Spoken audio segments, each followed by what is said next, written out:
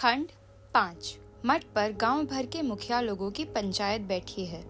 बालदेव जी को आज फिर भाखन देने का मौका मिला है, लेकिन गांव की पंचायत का क्या, पुरैनिया कचहरी के राम मोदी की दुकान है। सभी अपनी बात पहले कहना चाहते हैं, सब एक ही साथ बोलना चाहते हैं। बातें बढ़ती जाती है और असल सवाल बातों के बवंडर में दबा जा रहा है। सिंह जी चिल्ला चिल्ला कर कहते हैं, उस दिन यदि हम घर में रहते तो खून की नदी बह जाती। कालीचरण चुप रहने वाला नहीं है। वारे, दरवाजे पर एक भले आदमी को बेइज्जत करना इंसान आदमी का काम है। तहसीलदार साहब कहते हैं, अस्पताल तो सबों की भलाई के लिए बन रहा है, इससे सिर्फ हमारा ही फायदा नहीं होगा। ओवरसियर बाबू कह गए थे कि तहसीलदार साहब जरा मदद दीजिएगा, हम अपने मन से तो अगुआ नहीं बने हैं, तुम ही बताओ खिलावन भाई। बूढ़े जोतखी जी भविष्यवाणी करते हैं, कोई माने या नहीं माने, हम कहते हैं कि एक दिन इस गांव में गिद्ध कुआं उड़ेगा। लक्षण अच्छे नहीं हैं, गांव का ग्रह बिगड़ा हुआ है, किसी दिन इस गांव में खून होगा, खून। पुलिस दरोगा गांव की गली गली में घूमेगा, और यह अस्पताल अभी तो नहीं मालूम होगा। जब कुएं में दवा डालकर गांव में हैजा फैलेगा तो समझना, शिव हो शिव हो। बालदेव भाखन के लिए उठना चाहता था कि लक्ष्मी हाथ जोड़कर खड़ी हो गई। पंच परमेश्वर। मानो बिजली की बत्ती जल उठी, सन्नाटा छा गया। सफेद मलमल की साड़ी के खूंट को गले में डालकर लक्ष्मी हाथ जोड़े खड़ी रही। पंच परमेश्वर। लक्ष्मी। महंत साहब शून्य में हाथ फैलाकर टटोलते हुए कहते हैं, लक्ष्मी तुम चुप रहो। लक्ष्मी रुकी नहीं, कहती गई, जोतखी जी ठीक कहते हैं, गांव के ग्रह अच्छे नहीं हैं। यहाँ छोटी मोटी बातों को लेकर इस तरह झगड़े होते हैं, जहाँ आपस में मेल मिलाप नहीं। वहाँ जो कुछ न हो वह थोड़ा है।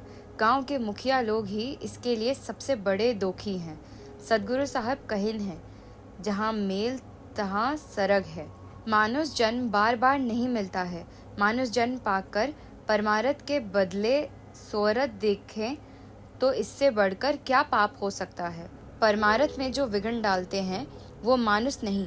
आप लोग तो शास्त्र पुराण पढ़े हैं, जग भंग कराने वालों को पुराण में क्या कहा है सो तो जानते ही हैं। हमारे कहने का मतलब यह है कि सब कोई भेदभाव त्याग के एक होकर एक परमारथ कारज में सहयोग दीजिए। आप लोग तो जानते हैं, परमारथ कारज देह धरो, यह मानुष जन्म अकारत जाए। बस हाथ जोड़कर पंच परमेश्वर से विनय है, झगड़ा त्याग कर मेल बढ़ाइए। सदगुरु साहब गांव का मंगल करेंगे, आगे आप लोगों की मर्जी।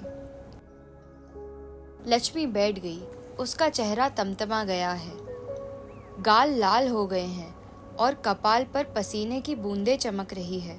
पंचायत में सन्नाटा छाया हुआ है, मानो जादू फिर गया हो। बालदेव जी का भाखन देने का उत्साह कम हो गया है। वह दोहा कवित्व नहीं जानता, शास्त्र पुराण भी नहीं पढ़ा है। जेहल में चौधरी जी उसे पढ़ाया करते थे।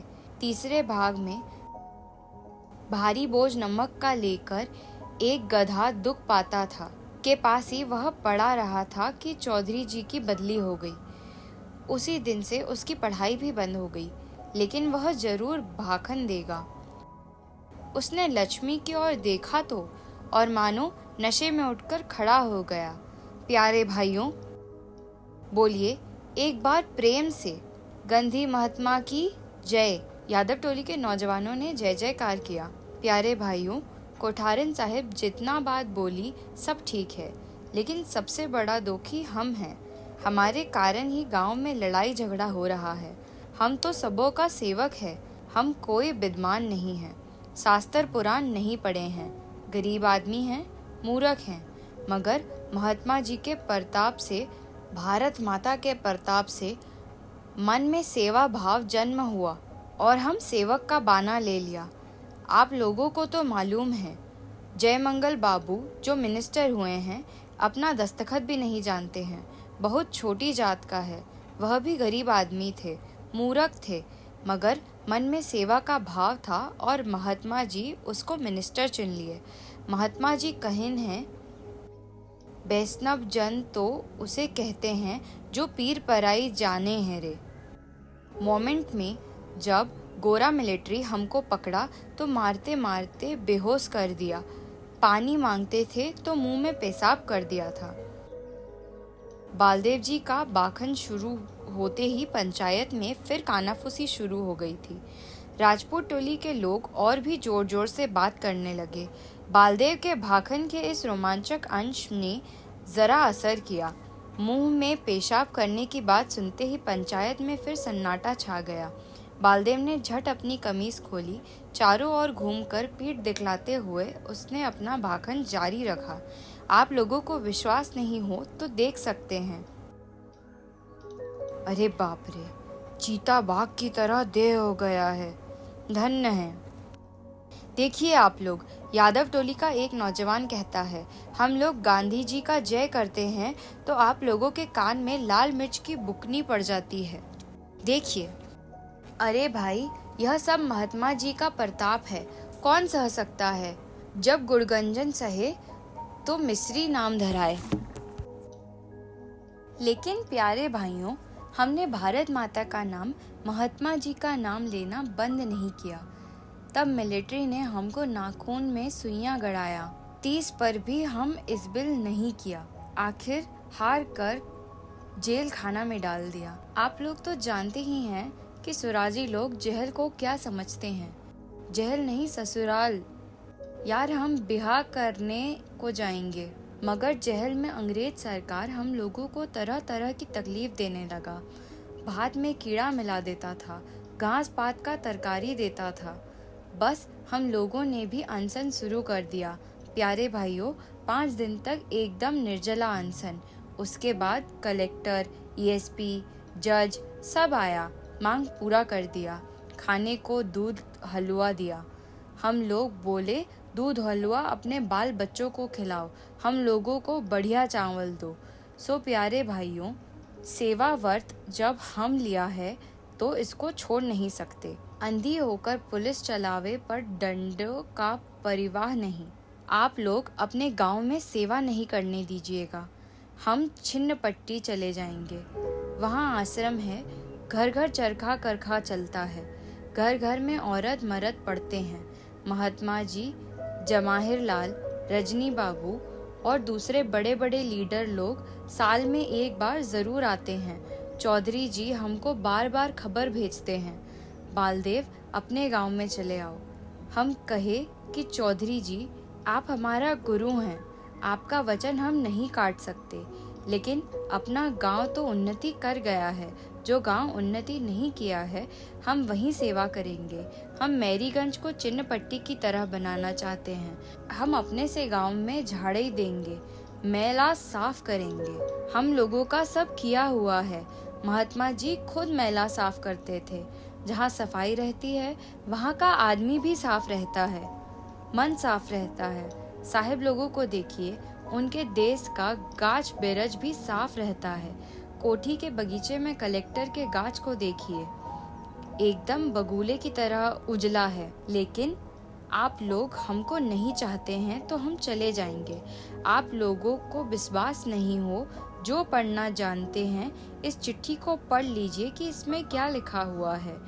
टैप में छापी किया हुआ है, 2 साल पहले की चिट्ठी है। कौन पढ़ेगा?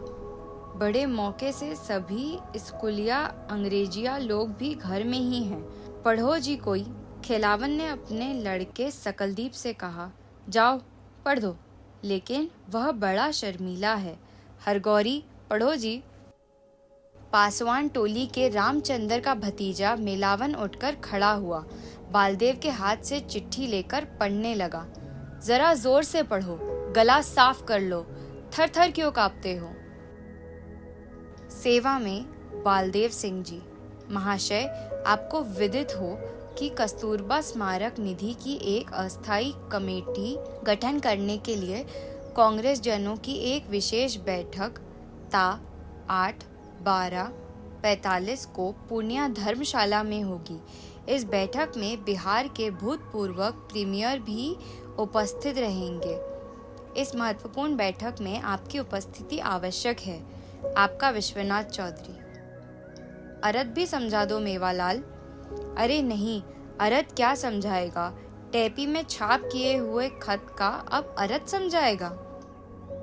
चौधरी जी भी बालदेव जी से राय लिए बिना कुछ नहीं करते हैं। अपने गांव का भाग है कि बालदेव जी जैसा हीरा आदमी यहाँ आकर रहते हैं। अपना गांव भी अब सुधर जाएगा जरूर। सुनो सिंह जी क्या कहते हैं। बालदेव, तुम यहाँ से चले जाओगे तो यह मैरीगंज गांव का दुर्भाग्य होगा। शर्म की बात होगी। गांव में तो लड़ाई झगड़े लगे ही रहते हैं। दो हंडी एक जगह रहे तो ढनमन होना जरूरी है। तुम लोगों का काम है गांव में मेल मिलाप बढ़ाना, गांव की उन्नति करना। इसमें जो बाधा डालता है वह अधर्मी है।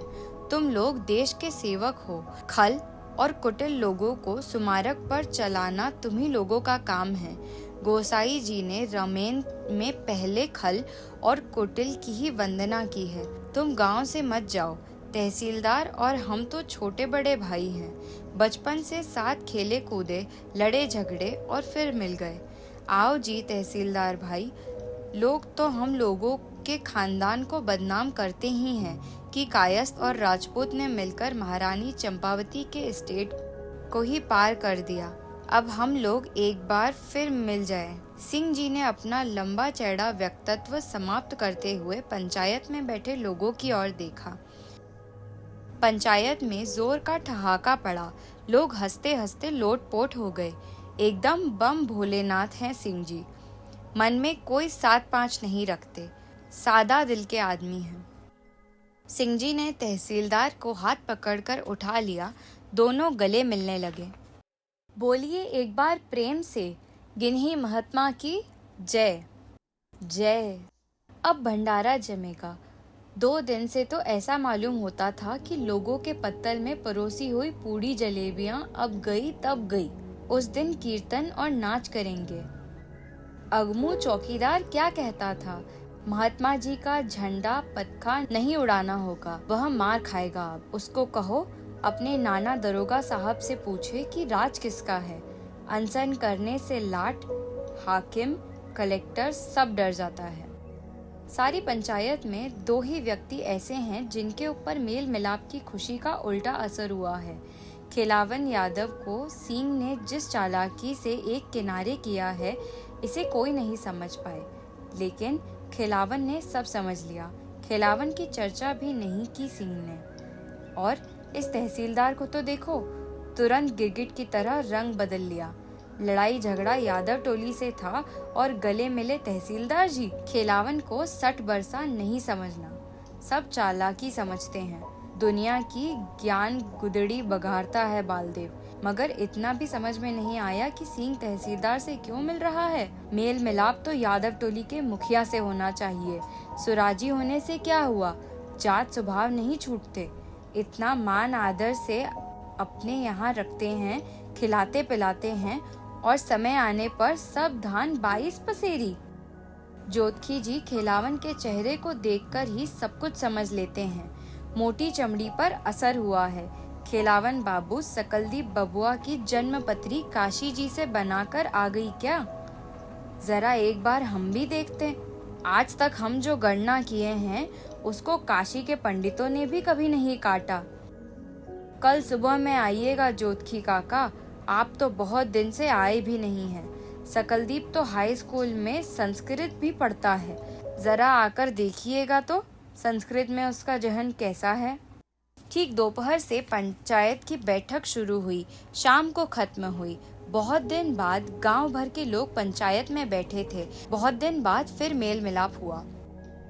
कल ही भंडारा है। सुबह से ही अस्पताल के सामने की जमीन को साफ करके जाफरा से घेरना होगा, शामियाना टांगना होगा, सजाना होगा। हलवाई लोग सुबह से ही आ जाएंगे। आजकल दिन छोटा होता है, बीजे होते होते शाम हो जाएगी। डॉक्टर साहब को लाने के लिए 4 बैलगाड़ियां जाएंगी स्टेशन।